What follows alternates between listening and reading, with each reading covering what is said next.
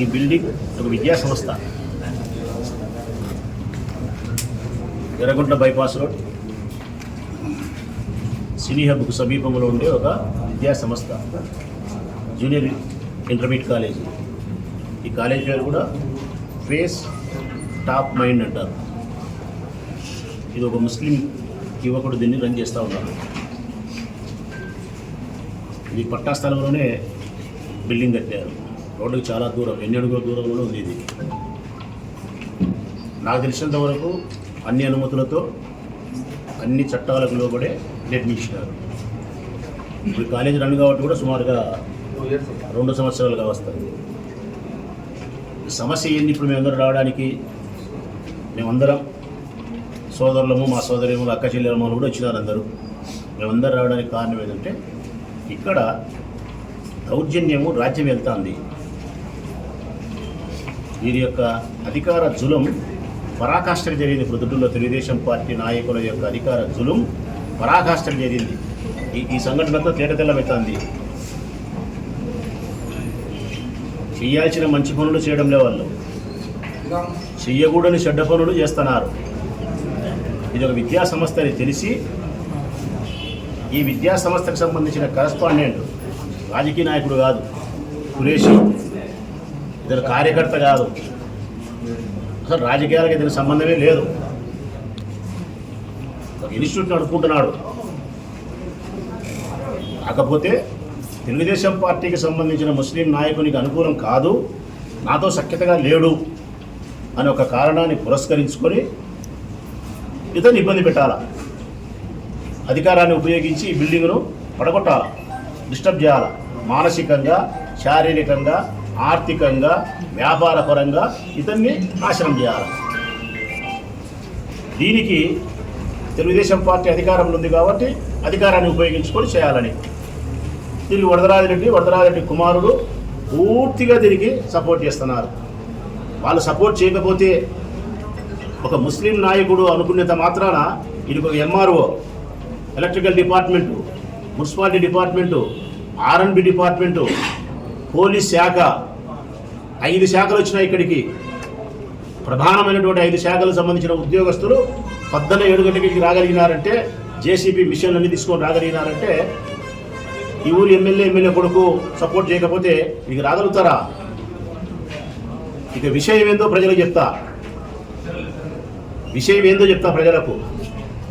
ఇది వాళ్ళకి సరిపోని వ్యక్తి కాలేజ్ అంట, ఈ కాలేజీలో పడగొట్టాలంట. ఇది పట్టా స్థలంలో ఉన్నప్పటికీ కూడా ఎలక్ట్రికల్ డిపార్ట్మెంట్ వారి ద్వారా కరెంటు పోలు జరిపించే క్రమంలో ఈ బిల్డింగ్ లెఫ్ట్ సైడ్ ఒక 2 అడుగులో 3 అడుగులో వాళ్ళకి అవసరం అంట, బిల్డింగ్ పడగొట్టేస్తారట. జేసీబీ మిషన్ ఇచ్చి పెట్టినారు, పడగొట్టేస్తారంట బిల్డింగ్, ఆ కార్నర్ అంతా. అంటే పూర్తిగా దీన్ని, ఈ విద్యా సంస్థను పూర్తిగా డిస్టర్బ్ చేయాల. పిల్లలు చదువుతూ ఉంటారు, ఆ జేసీబీ మిషన్ పెట్టి కొడతారు, ఇటాచీ మిషన్ పెట్టి కొడతారు. అది జరగరాని జరుగుతుంది. ఆస్తి నష్టమే కాకుండా పొరపాటు ఏదన్నా ప్రాణ నష్టం కూడా జరగచ్చు. వీళ్ళు అడ్డపడడమో, పైన ఇబ్బంది జరగడమో, కార్యకర్తలో ఇంకోటో. ఇది ఏమన్నా చట్ట ప్రకారం చేసే పనేనా ఇది? ఒకవేళ ఇది ఆక్రమణకు గురైన స్థలం అనుకుంటే, మీ ప్రభుత్వానికి సంబంధించిన స్థలంలో 1 అడుగో 2 అడుగులో 3 అడుగులో ఆ అబ్బాయి కాలేజీ కట్టినాడని మీరు అనుకుంటే నోటీస్ ఇవ్వాలా. అయ్యా, మా ప్రభుత్వానికి సంబంధించిన స్థలంలో 1 అడుగో 2 అడుగులో ఉంది, పలానా చోటికి ఉంది, ఇదిగో నీకు నోటీస్ ఇస్తానాము, 15 దినాల కల్లా మాకు సమాధానం ఇయ్యి అని అడగాల. అతను సమాధానం ఇస్తాడు 15 దినాలకు. మీది ఉందా లేదా, నా డాక్యుమెంట్ ఇది, టౌన్ ప్లానింగ్ అప్రూవల్ అయింది, ఫలానా అనుమతులు ఉన్నాయి, ఫలాని కథ, మీరు వచ్చి నాకు చూపియండి, నేను సహకరిస్తా, మీది కానీ అయితే కానీ సర్దుకుంటా, ఎవరికి నష్టం జరగకుండా నా సామాన్లు పాడు పరదేసి పిల్లలు సెలవు ఇచ్చి చేసుకుంటా అని చెప్తాడు. ఒకవేళ అతను మీది కాదు అనుకుంటే అతను సమాధానం ఇస్తాడు, మీది కాదు, ఇది నాదే, అన్ని నాకు అనుమతులు ఉన్నాయి, మీ డాక్యుమెంట్ తీసుకొని రా అని అంటాడు. అప్పటికి మీరు సంతృప్తి చెందకపోతే మొదట 6 ఫారం ఇస్తారు, రెండోది 7th ఫారం అని ఇస్తారు. నువ్వు సమాధానం ఇచ్చినావు, మేము సంతృప్తి చెందలేదని ఇస్తారు. ఇచ్చిన తర్వాత 15 దినాల తర్వాత మీరు కొట్టేసేదానికి రావాలి. అప్పుడు కూడా మీ డాక్యుమెంట్స్ అన్ని తీసుకొని వచ్చి చూపించాలి. నోటీస్ ఇలే మొదటి నోటీస్ ఇలే, రెండో నోటీస్ ఇలే, మాట మౌలికంగా మాట చెప్పలే, చట్టాన్ని అనుకరించలే. వారు చెప్పినారంట వరదరాడి కొడుకు ఈ ముస్లిం నాయకుని కోసం పడగొట్టారంట. దున్నపోతు ఈనింది కట్టేయమంటున్నారు. ఇది చట్ట పరిధిలో ఉందా లేదా? ఇప్పుడు మేము అధికారులు అందరూ అడిగేది ఒకటే, అసలుగా ఈ కాలేజీకి ముందు పక్క నుంచి బ్రహ్మసాగర్ నుంచి వచ్చే ఆర్టీపీకి పోయే బ్రహ్మసాగర్ నుంచి వచ్చే పైపు లైన్ ఉంది కింద. ఈ కాలేజీ కంటే ముందు ఉంది. ఈ కాలేజీలో పడగొట్టాలంటే ముందు ఆ పైపు లైన్ తీయాలా? తీగలుగుతారా? 100 అడుగుల రోడ్డు అంటున్నారు. యాడికి రోడ్డు వస్తుంది? మా కాజీ అడుగుతున్నాడు. నీ దగ్గర డాక్యుమెంట్ ఏముంటాయి తీసుకురా, నాకు దీని మీద సంపూర్ణమైన అవగాహన ఉంది, నేను మీకు ఎక్స్ప్లెయిన్ ఇస్తాను, చేస్తాను, నేను చూపించండి కాగితాలంటే పలకరు. నోటీస్ ఇచ్చినారంటే పలకరు. చట్ట ప్రకారం ఇది కరెక్ట్గా ఉందంటే పలకరు. అంటే ప్రతి ఉద్యోగస్తునికి తెలుసు ఇది చట్ట విరుద్ధము, ఇది నిరంకుశమైన వైఖరి, మేము చేస్తానే తప్పు. మా మీద బలవంతం చేసి వరదరాడి కుమారుడు ఆ ముస్లిం నాయకుడు కలిసి బలవంతం చేసి మాతో ఈ దుర్మార్గమైన పని చేపిస్తున్నారు.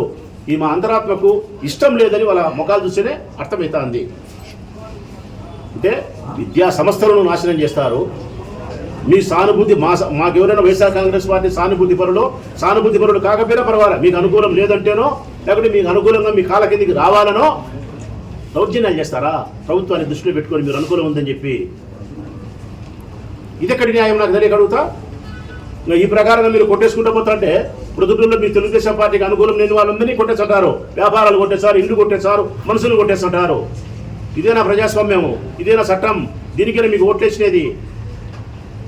మంచి చేయరా మగడా అని చెప్పి మీకు ఓట్లేసినామంటే మీరు చెడ్డ చేస్తామరా మగడా అంటున్నారు. మీరు ఇలా బతికి బట్టకట్టేదానికైనా మీరు గాలికి గెలిచినారు. మీరు ఎట్లా మీరు పొరపాటున ఇంకొకసారి గెలిచేది ఉండదు మీరు జీవితంలో ఇట్లాంటి పనులు చేయడం వలన. 2019-24 మేము అధికారంలో ఉన్నాం. 5 సంవత్సరాల కాలం ఒక్క కంప్లైంట్ చూపివ్వనండి. ప్రజలు ఎవరినైనా సరే అడుగుతున్నాం.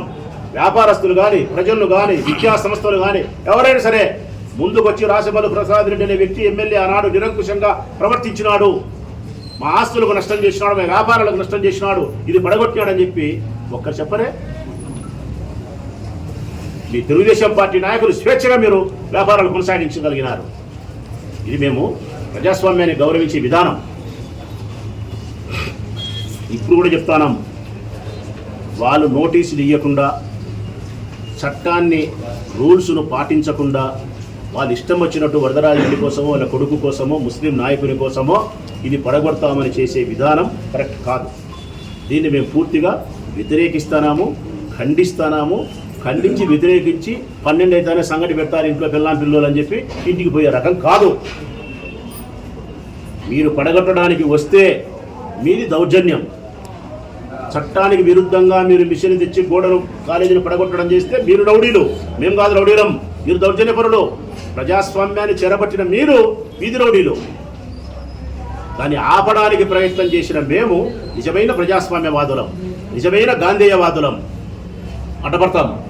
మీ జేసీబీకైనా, ఇటాచికైనా, ఇంకొక దానికైనా, పోలీసులకైనా, మీ లాఠీలకైనా, మీ మిషన్లకైనా అడ్డపడతాం. అక్కలము, చెల్లెళ్ళము, తమ్ముళ్ళము అందరం అడ్డపడతాం. ప్రజాస్వామ్యాన్ని కాపాడడానికి, ఒక విద్యా సంస్థను సంరక్షించడానికి అడ్డపడతాం. మా మీద తొక్కిపోవాలా మీరు? మా మీద మిషన్లతో గాయపరిచి మీరు పడగొట్టాల్సిన పరిస్థితి ఉంటుంది. మేము పోయిన తర్వాత రేపో మన్నాడో ఎప్పుడైనా మీరు అర్ధరాత్రులు అపరాత్రులు వచ్చి ఈ కాలేజీని డిస్టర్బ్ చేయాలని చేసే ప్రయత్నం చేస్తే దుర్మార్గమైన చర్యగా భావిస్తాం. మరో 3 సంవత్సరాల తర్వాత మిమ్మల్ని వదిలే ప్రసక్తి ఉండదు. కోర్టు ద్వారానే మిమ్మల్ని వదిలే ప్రసక్తి ఉండదు. పొరపాటున కూడా మీరు ఉద్యోగస్తులకు నేను విజ్ఞప్తి చేస్తా ఉన్నా, హెచ్చరిక చేస్తా ఉన్నా, చట్టానికి అనుకూలంగా పోండి. రూల్స్కు భిన్నంగా మీరు ప్రవర్తించొద్దు. మీరు విద్యా సంస్థలను నాశనం చేయొద్దు. జరగబోయే ఏ హింసకైనా, ఏ సంఘటనకైనా మీరే బాధ్యులవుతారు. తస్మాత్ జాగ్రత్త.